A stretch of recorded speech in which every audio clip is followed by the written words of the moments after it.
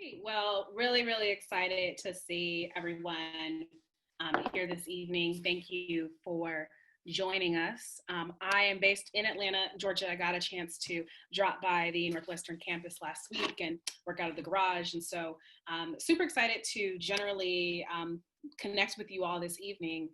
I want to tell you just a bit about how I've been building my business. And I don't think I have any kind of secret formula. I just think in the day and times that we live in, if you've decided that you want to start something and not necessarily sure if you want to raise venture capital,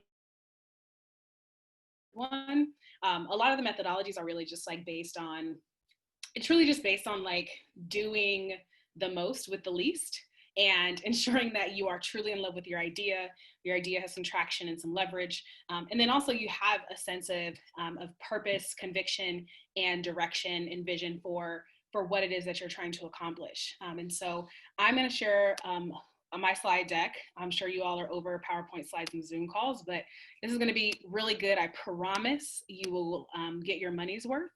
And so I'm gonna go ahead and share my screen and just chat a little bit about my background, sort of how I decided to come up with the plug, what my journey kind of led me to thus far, and then how I think about my business and how I'm building it. And then we'll go into a Q&A. I really want to chat and learn more about what you all are doing, what you're thinking, and answer any questions you may have. So again, my name is Sherrell Dorsey. So I've been covering innovation in Black communities since 2012. I kind of started off just like really pitching to various publications and saying like, hey, here's some really interesting trends happening outside of Silicon Valley. Let's figure out a way to tell these stories. So for those of you who are excellent students, and you have to be at Northwestern, I got a C in journalism in undergrad. So my intention was not to be a journalist. My intention was to work in fashion and beauty. I went to the Fashion Institute of Technology undergrad, and I knew that I just wanted to be in marketing and work for a beauty brand. But started to get really intrigued by this world of tech and innovation and saying like, how do I tell these stories a bit better? So I'm originally from Seattle, Washington, grew up in the 206. I always tell people I was raised on MS-DOS and Tupac. That is very indicative of who I am, just a mix of culture, tech, art, and MS-DOS, for those of you who are familiar with that particular operating system, some of the early computer operating systems back in the day, we were still using floppy disks to save data in files. That's the era that I come from. And again, raised on the West Coast, nothing against the East Coast, but I do love Tupac. And that is truly part of my authentic self, is memorizing his lyrics while working on homework in our computer room, because we used to have rooms that were dedicated just for technology back in the day. So one of the things I also didn't have here in this slide, but my grandfather was a huge influence in terms of being one of the first folks to purchase computers for me and my cousins. And he is a technophile. He didn't complete college, but he worked for Boeing, worked for King TV, and was just always into electronics. And so that was someone who was truly like helping to advance my interest in technology. And then I got an opportunity to learn how to code and create servers for this program that was in the inner city in Seattle, where a retired Microsoft millionaire, software engineer, decided like, hey, like if I want to see more diversity in tech, this is back in '96, I need to start training kids to learn how to take advantage of this technology, whether they decide to go and become computer scientists or not, that they are well adept and adjusted. So I entered the program in 2001, and every summer I worked for Microsoft. So that was really huge for my family. It was really huge for me in terms of saving for college, but then also being able to kind of walk into rooms in college and in my professional career where I knew the language, I knew what kind of questions to ask, I knew how to speak and connect with techies, while at the same time kind of managing my projects that were adjacent to tech. So what has like my journey been thus far? So in the last about 2 years, since I actually did decide to start the plug or run it as an actual business, I've done about $500,000 in grants, over $150,000 in corporate sponsorships, and we have a membership-based platform. So people pay about $150 a year, which we will probably raise that rate in at the top of Q2 of next year, and some of that accounts for some of our subscription revenue moving forward. And so as you'll see at the bottom of my slides, I always have a reference to a rapper because I'm a hustler. So before I go into this idea of shaping narrative and sort of like my rationale for building the plug, one of the things I will say is, I did not intend to create this as a business. It was more about a question, right? As journalists, as entrepreneurs, you are always kind of looking to solve a problem, right? You're kind of asking a question about what does not exist in the world, and you ask, how is it that I can create a solution or find a different way to look at a problem and create an opportunity to then build a business that I can charge people for. So with that said, I had started, I think I was working at Uber at the time. In the mornings, I would get up at like 5, 6 a.m., pull together a newsletter, talk about what's happening Black in tech, and send that out to a couple hundred people. And then that list started to grow pretty extensively. And one of our first folks, I want to say about 6 months into the newsletter, was Capital One. So they were my first big corporate check that allowed me to say, oh, there's something to this here. How to actually build this into something people are willing to advertise, support, what have you. And at the same time, I was kind of thinking about like, what does my life look like with journalism and this kind of data analysis that I'm learning within the tech space, working for places like Uber, working for places like Google Fiber. How do I say something different that other people have not said about what's happening in tech? I don't want to just talk about, oh, there's, a Black person or a woman doing this. It's like more so of how do we start to examine and observe what's actually taking shape. So shaping narrative, the whole premise behind the plug is changing the way that we name genius in our country. A lot of times we refer to some of my personal heroes like an Elon Musk or a Bill Gates or a Mark Zuckerberg for some of the remarkable things that they've done. But when we say that, it completely removes from who we are as individuals and the environments that we come from. Not everyone has the exact same narrative. I grew up in a single parent household, but what we associate with growing up in a single parent household doesn't necessarily mean that my experience was low value or high poverty, right? My mother was a working professional. She owned her own home. We took trips.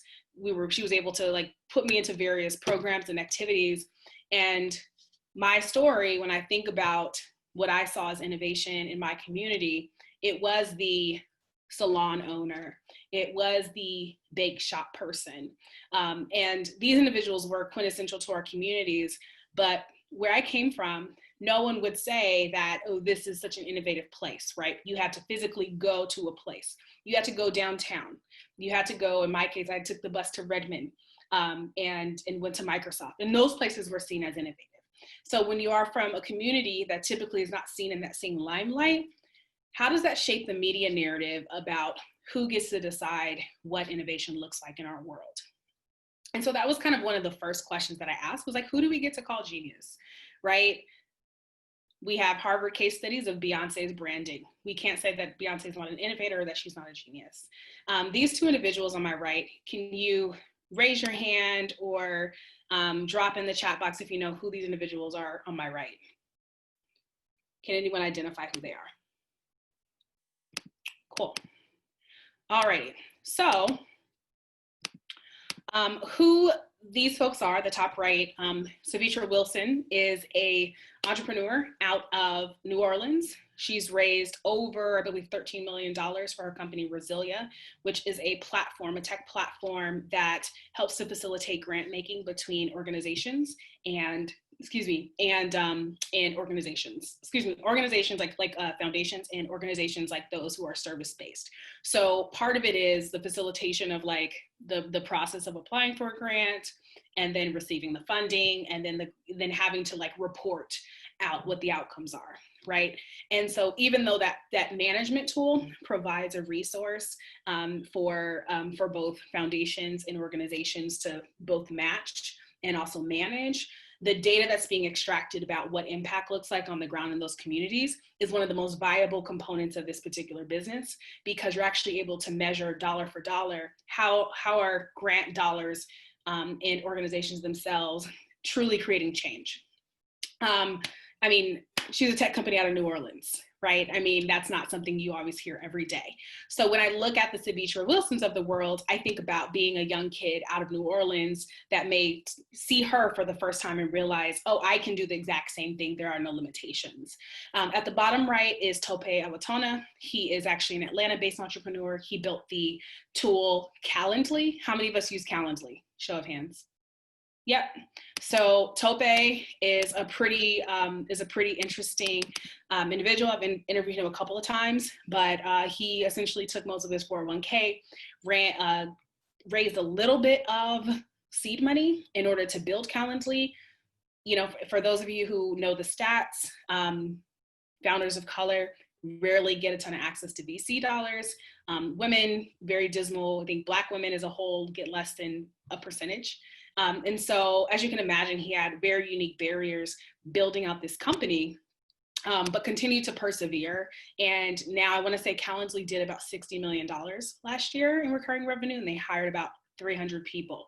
So a huge player in the ecosystem as a whole, but obviously for those of us who are using Calendly, like the product in and of itself is amazing. So these are the kind of visuals that like I try to share with my nieces, my nephews, and my godchildren, because just like we're sharing visuals of everyone else, this has to be added into the mix so they can see what's possible. And that's really the ethos behind part of the plug. And then we go into like some of the challenges, especially for my folks here who are part of the journalism program. A lot of times, and what kind of frustrated me about the tech headlines is the only time we're talking about Black innovation as a whole is we're either kind of doing these like magical person of color stories, or it's this like total, here's all the things wrong, and we're not really looking at the great trends that are driving things forward. So bad headlines, mischaracterization, language, what have you. We have to really start putting respect on the name of those innovators that are coming through and doing great work. So again, this was part of the ethos behind building the plug. And really kind of starting to remove our assumptions about who is what and what environment they come from. On the right was a profile story on one of my friends and mentors, Brian Brackeen. He built a facial recognition company called Kairos, raised most of his money through cryptocurrency. And he had a whole piece where Inc. essentially was trying to profile him as this founder. They did this really great thing, raised all this money in cryptocurrency, and they essentially decided to nix the story because they weren't getting the story that they wanted. They wanted this like, I was raised in low-income housing kind of narrative. And he's like, my parents were psychologists. I was raised on a college campus and I worked for Apple. Like I've never been disenfranchised, economically, a day in my life. And so, that was a huge conversation piece where it's like, we can all have different narratives and all of those should be shared. So as I was starting to collect some of these cultural moments and conversations, it really helped me to lay the foundation for how I structured my reporting and my product for the plug. So again, I try to dive into to not being basic, building relationships, being consistent. And then we will go into what is a revenue first experiment? So when we're thinking about building out our companies, the biggest question that you have to answer is who the hell is going to pay for what it is I'm trying to provide, right? So if you can create an experiment where you can get the first dollar from your customer or your client, then it gives you the momentum and the traction that you need to decide that, hey, maybe this business really is worth pursuing. So what did that look like specifically for the plug? So I'm all about scrapping and adapting. So again, I did not start off with the idea that venture capital was going to be the way I was going to build my business because I had to figure out what I was doing first. So for me, it was like, all right, I have $200 extra that I can spend in my budget to start a business. So what am I going to do with this $200, right? I'm going to be the scrappiest person on the planet. I'm going to buy my $10 domain name. I think I had like MailChimp account that was free. I tried to look at all of the resources. And of course, we're living in this day and age where you can set up a Squarespace site in like no time. You can use all these great tools to test. So again, as I mentioned before, I didn't start the plug with the idea that the plug was going to be the plug. I started the plug to start talking about my work and my interest in what was happening in Black tech. Quite frankly, some of the publications I have been freelancing for, I have been pitching them about just having a column. Like, hey, you know, Black media publisher, you're not talking about tech. This should be integral to the conversation. Let me have my own column. And it wasn't something that they were particularly interested in. So that's essentially why it was like, well, the plug, I'll just, you know, I'll write the plug and we'll see what happens. So low barrier to entry, the only thing that it really cost me outside of my $10 and whatever extra money I spent getting the first logo done from someone I connected with on Instagram, it really was my time, right? It was my time in figuring out what is my voice, what kind of value do I want to add, who are the kind of people that I want reading this. So it was easy to kind of start that experimentation. And let me see as we move forward here. So eventually, as advertisers started to reach out, I started to build a model around some of our original content. One of the things that I knew was going to be key for us to differentiate ourselves, it wasn't competing with people that were bigger than us, more well-funded, what have you, right? And I say us, but it was like me and a part-time managing editor that happened to be my friend that I was able to convince to like work with me like 5 to 10 hours a week. But I knew that I couldn't compete with like a BuzzFeed, right? I knew that like, I'm not gonna go for breadth. I'm not gonna go for millions of subscribers or viewers or what have you and chase the game of like attention. My biggest thing was, look, I'm not a cool kid. I just like to talk deeply about important things and have conversations and think deeply about data and think deeply about analysis and think deeply about what's possible, right? That's why like tech has always been a part of my life, because I'm like, yo, you literally can invent anything from your bare hands at the end of the day in your brain. So when I decided to go into the original content realm, I knew immediately I want people to pay for content. A lot of things are free, right? I think as a journalist, you want some information and public information that is vital and key to life to be free and open to the public. And then I think there's a work product that we develop as part of our business, as part of our genius, that does need to be monetized, right? I think there are some information components that are specialized, that are important. And I think as someone who values the work of journalism, the research, what have you, the effort, I want to make that investment. And so I thought to myself, okay, I have these early subscribers. So, you know, I spent 2 years building up this list, you know, having small advertisements here and there to kind of keep the train going. Let me try to create an executive membership program where I can provide exclusive stories, some of our data libraries that I've used to help report stories, and start to productize this little thing that I have. So I wanted to create a sense of our top of funnel subscribers. And a lot of times for those who've worked in product, and we'll be able to have more conversation on what your backgrounds are, but you're always looking at like, what's top of funnel? What's kind of like your easiest fan base that you can get to be your first customers? And then how do you start to activate those people who are like ride or die? I have people who've been following the plug since the very beginning. People who will email me, who share with me about their lives, about what they're working on, what have you, and who are very, very engaged. So I knew that even if I got a 5% conversion on my audience, which is pretty standard for subscriptions, that would be enough to show a level of traction and to get those people super amped and excited to become paid members.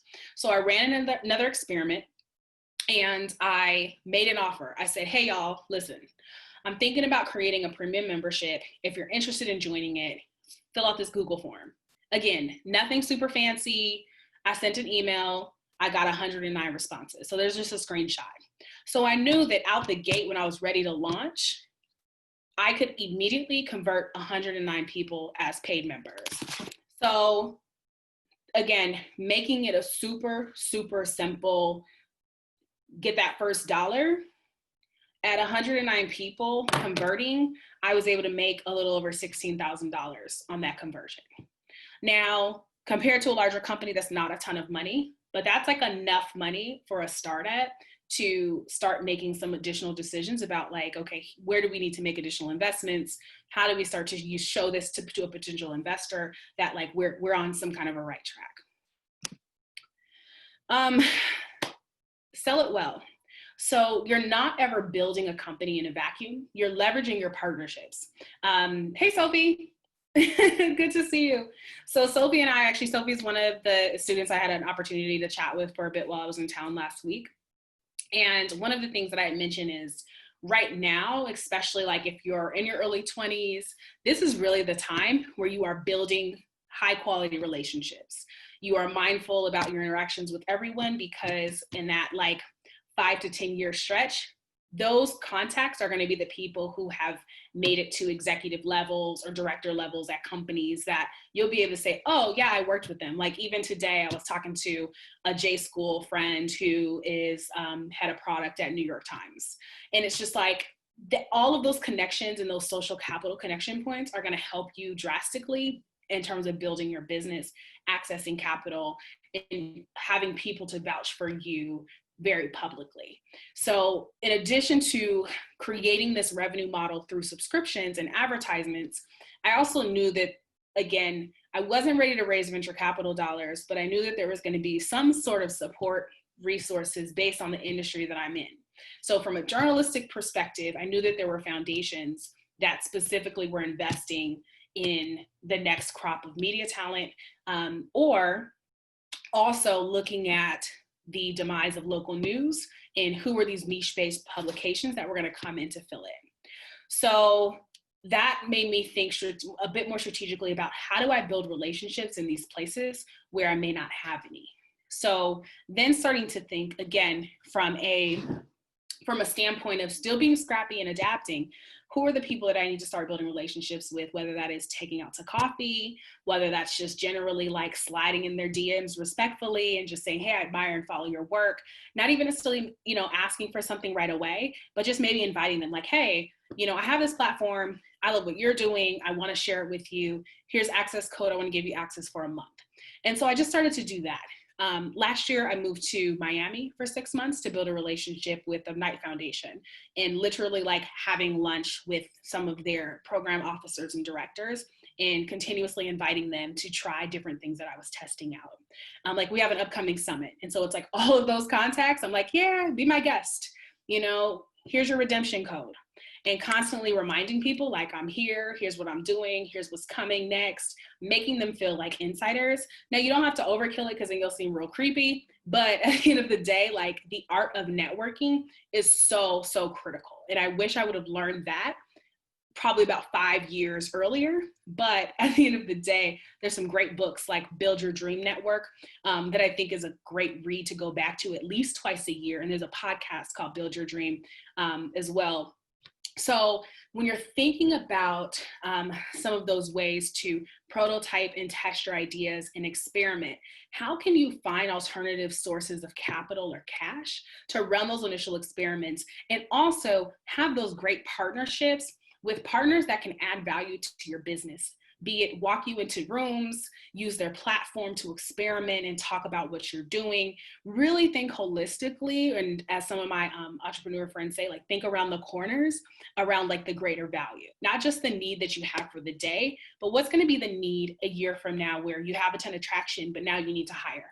Or you have a ton of traction, or you're starting to get traction, but you're not strong as a growth marketer. Who are you going to be able to tap within your network that can point you in the right direction? So there's that in. So I'm going to go ahead and stop talking so that I can talk to you all. And, happy to answer any questions. And again, learn about what you all are working on.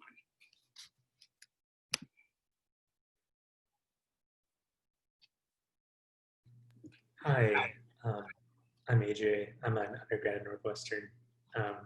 Thank you so much for speaking with us today. I guess my question is, I'm really early stage. I'm in the Tinkerer program, so I'm kind of in ideation. And I've done some surveys just with mock-ups of an app I'm trying to build. But the main feedback I'm getting is you need to better articulate your value proposition. And you kind of mentioned like when you're reaching out to people, like you had a very specific value that you're adding in terms of providing unique perspectives. Do you have any advice for better communicating, like in general, value propositions? Yeah, I think communicating overall and being very, very clear in your mission and what you are providing is something you're constantly refining as an entrepreneur. And sometimes you have to tweak it for different audiences, right? Depending on the language, and you learn to adapt from that. So for me, I had to say more than just, yeah, like we're a news site, we talk about Black people doing Black people things, right? It was like, no, like we are data driven insights, a subscription-based insights platform. No one had ever talked about that in that way for a media publication that was a Black-owned, Black-focused niche, right? And so that helped us to have people who identified so much more on the data side. Like even today, I had a conversation with an association that works with business information products. So their clients are like Reuters and Bloomberg and what have you, and people who have like highly like data-driven software tools. I would have never been in that category had I not totally refined my messaging, because like fresh out of the gate, it was like, yeah, I have a Black tech newsletter. Right? Like, and like, that's cool. That's fine. Right. But like when I would approach people for funding or what have you, they're like, oh, sure. Yeah. But like New York Times can come and do that. And I'm like, but they haven't. So I had to figure out like, yeah, your value proposition literally is like what separates you from everybody else. Like what makes you the dopest of the dope? And why should I stop and listen to you talk about whatever it is that you're doing? Right. It's really kind of like that elevator pitch. And I think too, like highlight the things that are different, that are gap filling, and continue to just refine it and keep like, you know, pitching it to, you know, your colleagues, your friends, people in the industries. So, cause sometimes they'll give you language that you're realizing like, oh, I didn't know that, right? Like people who are already using next gen technologies that we don't know about. Like that's kind of one of my biggest challenges, is that I'm not working in tech physically. I write about tech and I read the reports, all those kinds of things, but I read kind of the post conversation, right? I'm not using the latest version of Slack, right? Like I'm not getting whatever that new company is right now. So think about who your contacts are, whether they're maybe former, you know, friends who are alumni who are at like really great places, or, you know, might be consultants. Like ask them, like, what are we using? You know, what are y'all predicting is going to be part of the future? And think about how you can start incorporating some of that language, because that'll go really far. Thank you. Yeah, absolutely. And y'all also feel free to drop questions in the chat too, if it gets a little crazy. All right. Cool. Hi, thank you so much for taking the time to be here again. It's great to see you. Yeah, me too. So I think that it was clear that when you were starting out, and can you hear me okay, first of all? Because okay, awesome. It's clear that first impressions are really, really important when starting out a company. So I'm wondering how you thought about building your pipeline from converting subscribers to your insiders. Yeah, I think that I personally built up a reputation for myself as someone who covered pretty rigorously this space. So I already had pieces in Fast Company. I had pieces in Black Enterprise. I was on the ground at South by Southwest covering things for The Root when no other Black media publications were at South by Southwest. And so, and then visually, of course, living in the social media world, people saw like my visuals of being at tech conferences. I made sure that I was like pitching myself to be on panels or to host panels and discussions.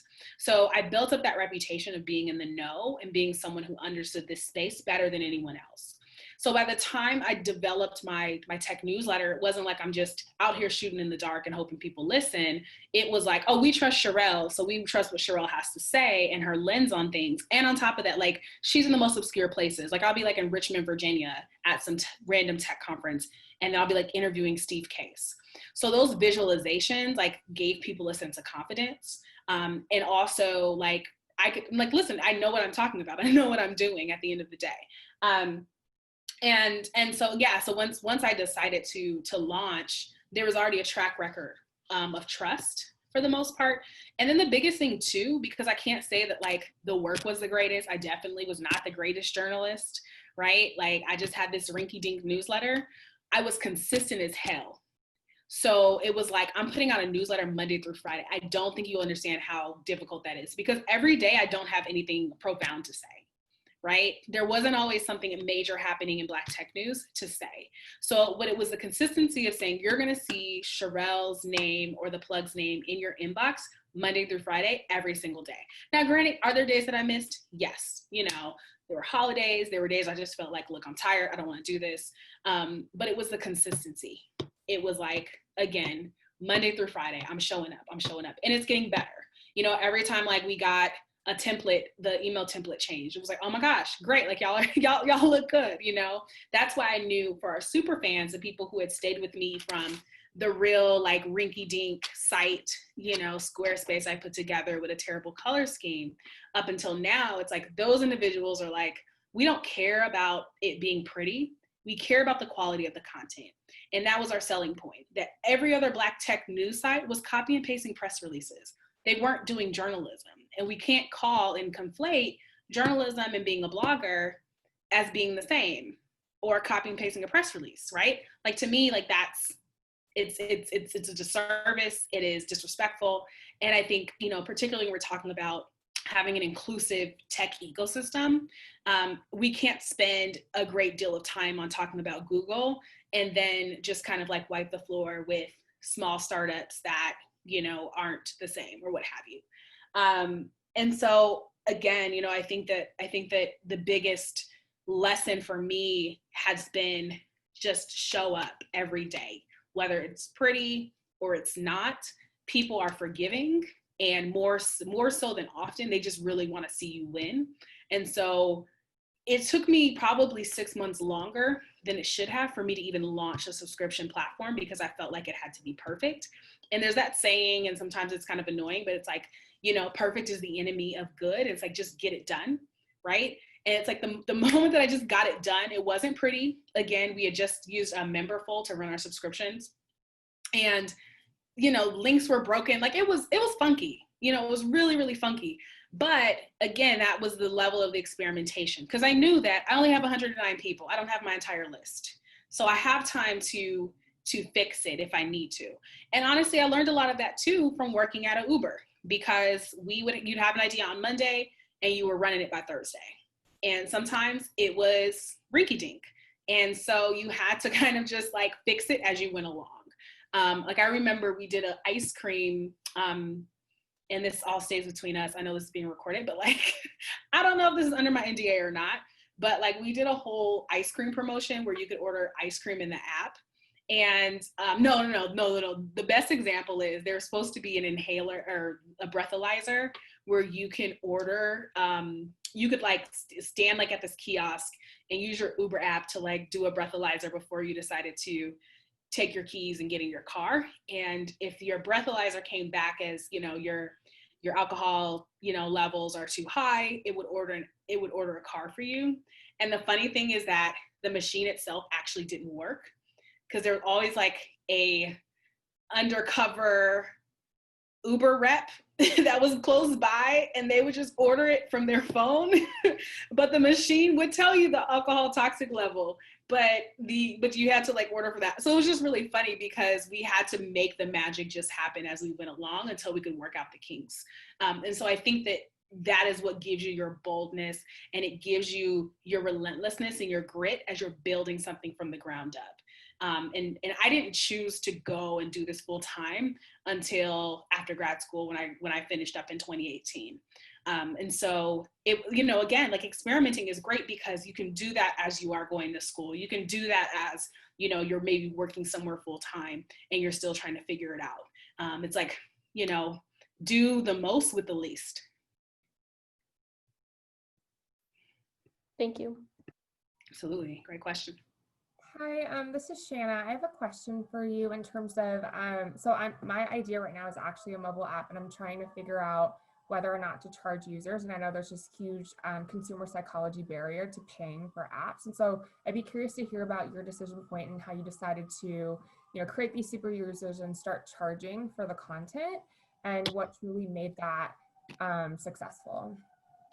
Yeah, I'm of the mind that you go in with creating creating that, and when we talked about value proposition, when AJ sort of mentioned that first, you know, I think about how does a luxury market position itself? You have a brand association and a value association with something that you're paying for. And so for me, I wanted people to invest in the quality of our content and our work and emphasize that. And so that's kind of like one of our taglines is less noise, smarter reporting. And so like right off that, we're already telling you, like when you get here, you're going to get something completely different than what you're going to see from those other people. I don't even know who those other people are, but they're not as good as us, right? It's kind of arrogant, but like you have to be. And on top of that, out the gate, when we did our original reporting, it was like, yes, we want you to pay for this. And here's what you're getting in return. You're not going to go into, you know, I don't know, Balenciaga and, you know, start turning over price tags like, oh my gosh, it's too expensive. You're not even going to walk into Balenciaga if you do not have the cash, right? Or the credit or what have you. And so I tried to think of us like as a luxury brand or as a premium brand, as a premium product, and what that value looks like. And so I think the old ways of Silicon Valley, like raise a ton of money, do a bunch of experiments, and then, you know, sell your company for pennies on the dollar. I think that is dead, or at least it's dying, where VCs really want to see out the gate, like that you're returning revenue. So I think it's helpful. And I'm not sure if you know, want to do a raise or anything like that for your company, but if you're able to share that traction, like you might be surprised. The biggest thing again is definitely that price point. And so if it's a 99-cent app, if it's a $2.99 app, you know, and you're showing and demonstrating a great app. You know, I have some like mental health apps where I pay a subscription every year. I think it's like $35 a year or something like that. Like the things that people like truly, truly value, they're going to pay for them. And if you can show that traction early on, like the people who really want you will seek you out, or the people that really want you but don't know you yet, you will have to just find the best way to find them. Ramit Sethi has a really good theory on that.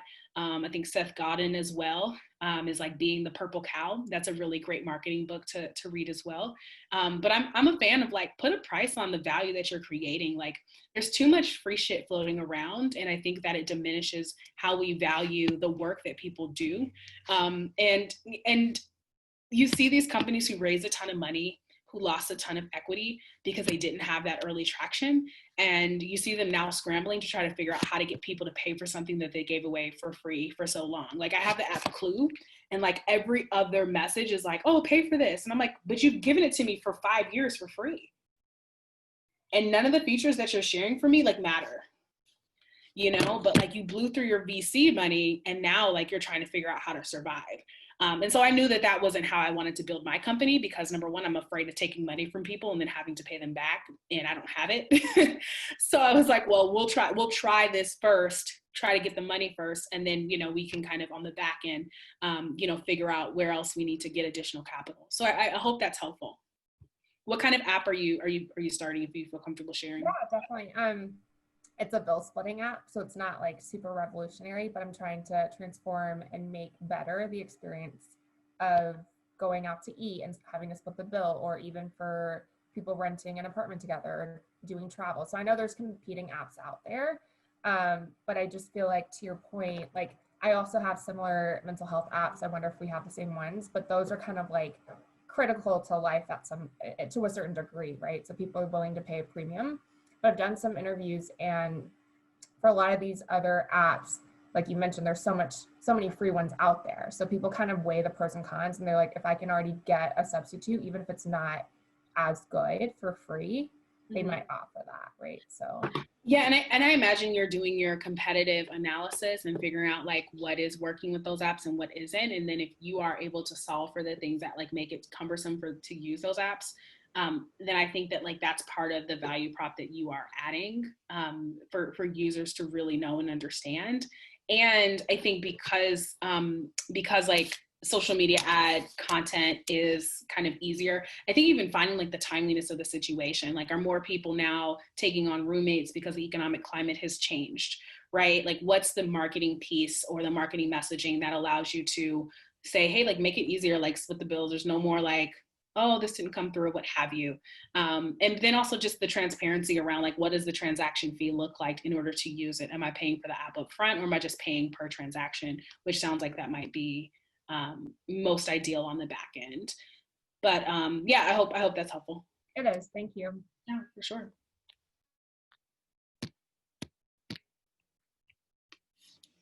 Sweet. I'll just grab here, like Sophie says, how did you decide on the pricing? It's something I really plucked from air. I looked at what people were paying for things like Substack newsletters, and I also looked at what my competitors, but people who I truly admired in this space, like The Information, Bloomberg, Wall Street Journal, like those are the people who I'm like, when I think of standard, or even Wired, like when I think of standard of quality, like that's essentially like where I'd like to build to as I also start to build a team. So like I'm in the process of hiring a managing editor. I looked at their price points, right? I consider them to be the cream of the crop. And so if Bloomberg's charging 400 and, you know, MIT Tech Review is charging like 150, what have you, like the plug is going to charge XYZ. I actually heard back from an investor a couple weeks ago who was like, you need to charge a lot more. I subscribe to all of these jokers, and you are literally the one I read every single day. And actually had raised the price. I think I started off at 100 a year, and then I moved to 150, and I didn't see, like, people weren't as price sensitive. So I was like, oh, I could have charged a lot more because when I raised the price, they didn't care. You know, one of the things too, from an experimental standpoint, is we used to have a monthly membership, and I know like monthly is like all the rage, but it was so cumbersome because, you know, people's card might decline 1 month and then we're having to manage that. And it was just like, no. And so a friend of mine who also has a subscription media company was like, we moved to quarterly. So you can do a quarterly membership, or you can do an annual. And so we were able to increase revenue because people are staying on for 3 months versus just 1 month. And then you start to increase that level around like loyalty. So people, like, I don't think you can truly get the essence of our work in 1 month versus like, here's 3 months, truly explore it. So when you move into the first quarter of next year, when you said that you're going to be raising prices, what do you anticipate when that happens? I'm not sure just yet. I think that I want to really think about pricing with someone who does pricing models. Because like I said, I just kind of like guessed, right? I really just guessed. I didn't do any surveys or anything like that. I was like, I just want to see if people are willing to pay $100 a year, and we'll kind of see what happens from there. I definitely want to price people out, but also the more that I learned about my audience, it wasn't just people who just wanted like Black tech news. It was people like other reporters from major publications, policymakers, and like people who work in government agencies around like startups, what have you, VC firms. It's like, hell yeah, I'm going to charge them a lot more because they're using our information to make business choices.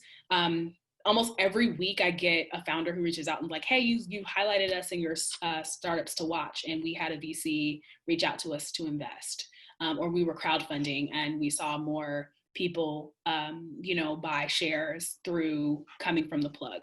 So the value in and of itself continues to increase. And so I think that having a higher price point, again, also denotes a sense of premium luxury. I'm not luxury, but you know, something within that realm around like great information, which is also why just like generally I am hiring, so that like I'll have a director of research, I'll have, you know, some consistency around the kind of reports that we produce, and we just redesigned our site. So everything is just upgrading, and I cringe at like our early iterations of things.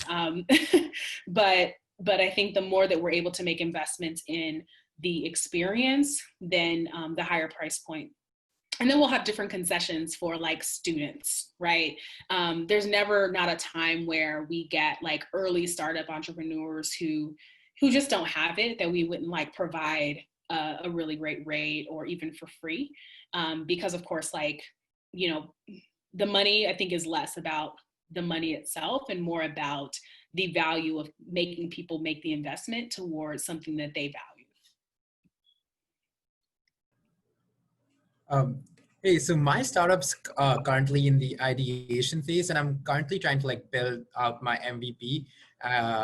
So I was wondering, and also to figure out what my MVP really is. So I was wondering how much one should test to gain confidence in your MVP. Yeah, I think that you have to start selling as soon as possible. What is your company or your product? So we're currently trying to start something to help restaurants during COVID times, and we're not really sure of what exactly we're doing, but we the idea that we worked on was essentially this app that allows customers to pick a place to eat. It was called Pick a Place. So it would factor in your dietary, your location, and your budgetary preferences, and based on your group's needs, help you find the perfect spot to eat for four or more people. How are you supposed to make money? So that's actually had a great conversation with Mike about this yesterday, and that's the thing. We haven't. Our initial thought was through ads, but then I realized that it's a very thin, like the margins are very thin, and COVID presents itself a lot of opportunities and a lot of difficulties. So we're currently pivoting because of COVID. So I'm currently in that phase where I'm trying to reassess what our value proposition really is. So I was just wondering what tests to run, having conversations with restaurant managers, and I was just wondering how you know at the end when you're confident about what you have and that what you have is really adding value. Yeah, absolutely. And people see value in that, like they decided to download this app and to use it, and you can measure usability.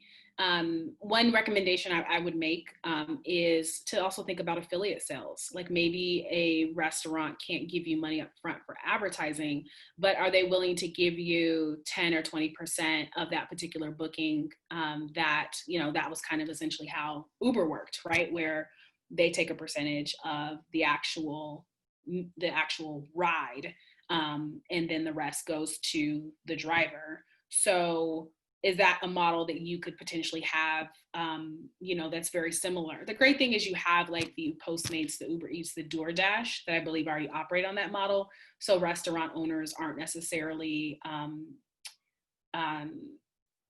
unaware of some of those models.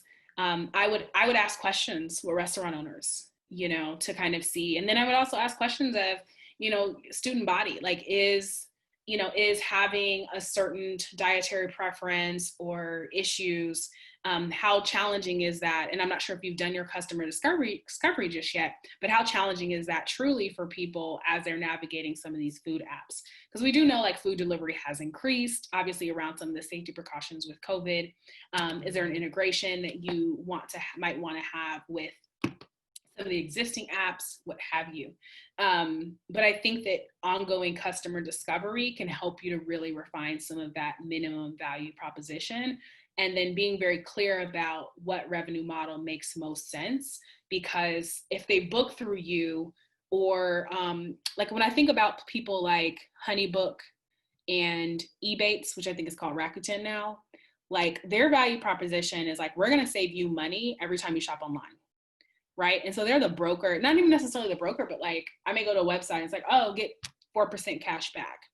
Right. It's like they get their money once I've made my purchase, they get a percentage of that particular sale.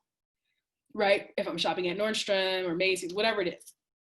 So I would look at some of those business models and kind of see like, how are they able to inform users that this was an option, and kind of that broker in between. And like, I think Google now is really interesting because you can order Postmates, but like do it through a Google platform. Anyway, I don't even know how that really works. I've just ordered a couple times online, and it's like, oh, you can order through Postmates or DoorDash, but I don't have to go to any of those individual sites. So Google kind of like owns whatever that process is behind it, but I'm still using these individual companies. So I imagine these companies like pay Google some kind of sum or percentage of their percentage that they receive. So I would still do just a tad bit more research on your customer, how they're going to potentially use it, and then also what is the negotiation that looks like that appears to be most beneficial for the restaurants that will benefit from this particular service. Cool. Hope that's helpful. Cool. Let's see. Jay, how do you split your time between writing, creating content, and selling the book? Oh my gosh, I do not At all. It is literally today. I just thought about how I need to shrink my meeting day schedule. So usually I don't do meetings on Mondays or Fridays. And now I'm thinking I only need to do meetings Tuesdays and Thursdays because there's way too many things to be done. I don't have a great split on that. I don't get to write and report as much as I'd like to. So I have a team of freelancers. I'm selling the plug all day, every day. And I have to ask myself every single day, like, did we make money for the business to stay alive?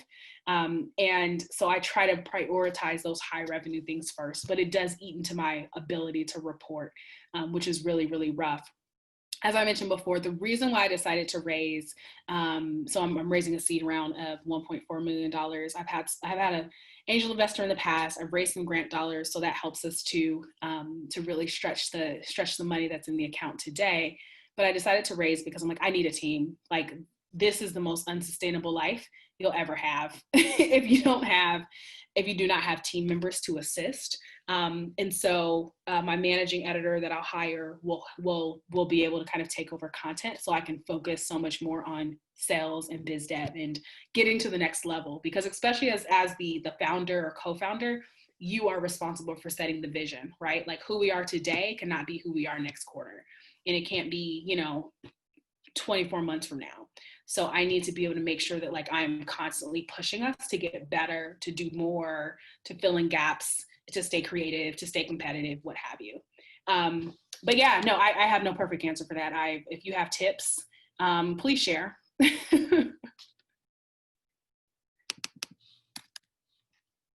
Sweet.